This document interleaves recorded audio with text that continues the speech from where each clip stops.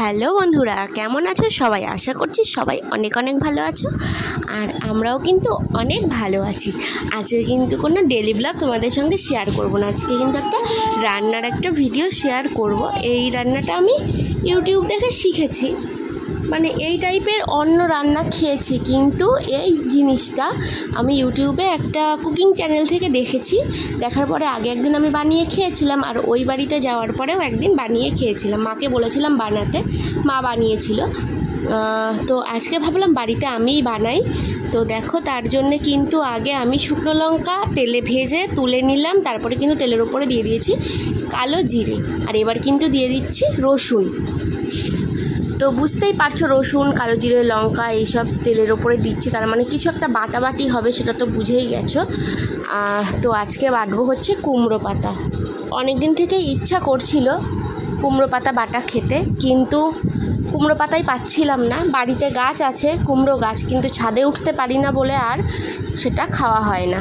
তো দেখো, সব কিছু ভেজে নিয়েছি। এবার কিন্তু যে কুমড়োর পাতাগুলো আমি ভালো করে কুচিয়ে নিয়ে ভালো করে ধুয়ে রেখেছিলাম, তো সেটাই কিন্তু এখন দিয়ে দিচ্ছি, আর একটু দিয়ে দিচ্ছি লবণ, তাহলে পাতাটা নরম হয়ে যাবে আর সুন্দর ভাজা হবে। তো এই যে এখন লবণটা দিয়ে ভালো করে কিন্তু ওই যে কালো জিরে যেগুলো ছিল, রসুন ছিল, ওটার সঙ্গে ভালো করে মিশিয়ে নিচ্ছি পাতাটাকে, আর একেবারে লবণটাও দিয়েও মিশিয়ে নিয়েছি। তো ভালো করে কিন্তু আমি ভেজে নিয়েছি। ভাজাটা শেয়ার করা হয়নি তোমাদের সঙ্গে, এদিকে একটু কাজ করছিলাম, সেই জন্যে ওটার ভিডিওটা করা হয়নি। তো এখন বাইরে কিন্তু বাটতে বসেছি, শিলনোড়াটা বাইরে ছিল, তো ওই জন্য আর ঘরে নিইনি, ভাবলাম বাইরে বসেই বাটি। বাইরে বেশ একটু হাওয়াও হচ্ছিল, আর ঘরের ভিতরে না প্রচণ্ড গরম, ওই জন্যে গরমে আর ঘরের বসে কিছু কাজ করতে ভালোই লাগে না। আগে তো আমি বাইরে এখানটায় বসেই রান্না বান্না করতাম, তো সেই সময়কার ভিডিওগুলো না আমার এই ফেসবুক পেজে নেই। সেই সময় শুধু ইউটিউবেই ভিডিও দিতাম, এই ফেসবুক পেজে কিন্তু তখন আমি ভিডিও দিতাম না।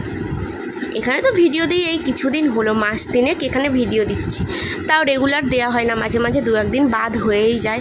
তো দেখো, এখানে কিন্তু ওই যে শুকনো লঙ্কা যে 4টে ভেজে নিয়েছিলাম না, সেটাও কিন্তু এই শাকটার সঙ্গে দিয়ে দিয়েছি, দিয়ে কিন্তু আমি ভালো করে বেটে নিচ্ছি। একবারে কিন্তু পাতাটা বাটা হয়ে যায়, কিন্তু লঙ্কাগুলো ঠিকঠাকভাবে বাটা হতে চায় না। আর এটাতে কিন্তু যত ঝাল দিতে পারবে তত খেতে বেশি ভালো লাগবে। তো আমিও আজকে ওই 4টে লঙ্কা দিয়েছি, ওইটুকু শাকে 4টে লঙ্কা দিয়েছি, বড় বড় 4টে শুকনো লঙ্কা, ভাবতে পারছো তাহলে। তো এই যে ভালো করে বেটে নিচ্ছে। আর রিহুবাবু কিন্তু ওইদিকে ঘুমিয়ে পড়েছে, আর এদিকে বড় কিন্তু বাড়ি চলে এসছে, ও কিন্তু রয়েছে এখন রিহুর কাছে বসে। এটা বাটা হলেই কিন্তু ওকে খেতে দিতে হবে। তো দুপুরবেলা যখন খেতে আসে সেই সময়কার ভিডিও আর কি এটা। তো দেখো, একবার কিন্তু বাটা হয়ে গেছে, আর একবার কিন্তু আমি বেটে নেব। আর এখানে ভিডিওটা কিন্তু একদম নর্মাল যেভাবে ভিডিও করেছি, মানে আমি কাজবাজ করেছি সেরকমই, কোনো স্পিড বাড়িয়ে দিয়ে বা কমিয়ে দিয়ে কোনো কিছু কিন্তু তোমাদেরকে দেখানো হয়নি। একদম নর্মাল স্পিড যেটা, সেটাতেই কিন্তু দেখানো হচ্ছে। তো এই যে বাটা যেটা আছে, এই বাটাটা দিয়েই তো এক থালা ভাত খাওয়া হয়ে যায়, আর কিছুই লাগে না। আমি তো এই বাটাটা দিয়ে আজকে বলতে গেলে ভাত খেয়ে নিয়েছি। আর একটা ডিমের কষা করেছিলাম, সেইটা আর আমার লাগেনি, এই বাটাতেই খাওয়া হয়ে গেছে। শুধু ডিমটা এমনি এমনি খেয়ে নিয়েছি, ওই ঝোলটা আর খাইনি। ভাত দিয়ে তো খাইনি, তো কী করবো ঝোল দিয়ে, ওই জন্যে শুধু ডিমটাই খেয়ে নিয়েছি। তো দেখো, এই যে এটা দিয়ে কিন্তু রিহুও ভাত খেয়েছে আজকে। তো ভিডিওটা তো পরে এডিট করছি, ওই জন্য বলে দিচ্ছি যে খেতে খুব ভালো হয়েছিল। রিহুও এই বাটা দিয়ে ভাত খেয়েছে, আর রিহু না একটু বাটা টাটা এইসব পছন্দ করে বেশি। আমি খেয়াল করে দেখেছি, এইসব বাটা দিয়ে যদি ওকে ভাত মেখে দেওয়া হয়, একদম শুকনো শুকনো করেই দিই, যদিও বা ঝাল লাগে তাও খেয়ে নেয়। আর ঝাল ঝাল তো বাচ্চাদের মুখে ঝাল জিনিসটা ভালোই লাগে খেতে, যতই ঝাল লাগুক ও কিন্তু ঠিক খেয়ে নেবে। তো আজকেও কিন্তু সেটাই করেছে। এর আগে একদিন কাঁচকলার খোসা বেটেছিলাম, তো তোমাদের সঙ্গে একদিন না কাঁচকলার খোসা বাটাটা শেয়ার করব। তো শুধু এই বাটাবাটি রান্নাবান্না করতেই কিন্তু দেখো টাইম চলে গেল। আর এই বাটতে কিন্তু আমার অনেকটা টাইম লেগেছে, 5-6 মিনিট মতন লেগে গেছিলো বাটতে। আর ভিডিওটা কিন্তু ওই আজকে রিং লাইটের ওই স্ট্যান্ডটায় রেখে করেছি। আর এমনি ট্রাইপডটা তো ছোট, ওটাতে ফোন এরকম কাত করে রাখাই যায় না, রাখলে ওটা একদম কাত হয়ে পড়ে যায়। তো দেখো, তোমাদের সঙ্গে কথা বলতে বলতে আমার কিন্তু বাটা প্রায় কমপ্লিটই হয়ে গেল।